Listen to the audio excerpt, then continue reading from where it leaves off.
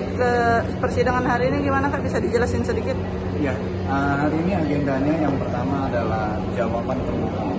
Dalam hal ini wakil Direktur Polda mewakili Polsek Cikarang dan sekaligus pembuktian kedua belah pihak.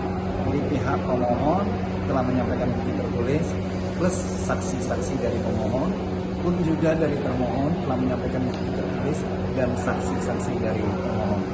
Oke, untuk inti dari persidangan sendiri apa Pak? Inti persidangan sendiri yang pertama adalah satu, bahwa saksi dari termohon tidak berkualitas sebagai saksi karena adalah prinsipal sendiri. Sehingga dalam persidangan tadi kita menolak dan hakim cuma mengambil keterangan tanpa mengangkat sumpah kedua saksi tersebut. Jadi saksi tersebut tidak diangkat sumpah.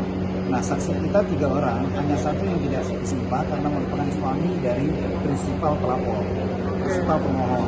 Nah, namun bernilai sebagai bukti petunjuk karena keterangan saksi ini dapat dikaitkan dengan 2 keterangan saksi yang disumpah dan juga berkaitan dengan alat bukti tertulis yang kita sampaikan.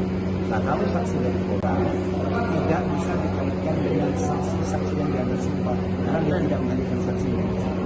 Oke, untuk agenda selanjutnya keputusannya kapan Kak? Besok kesimpulan.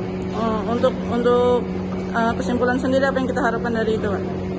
Bahwa penyidikan ini tidak sah ya karena SPDP dan penetapan tersangka adalah tidak sah. Oke, terima kasih Kak.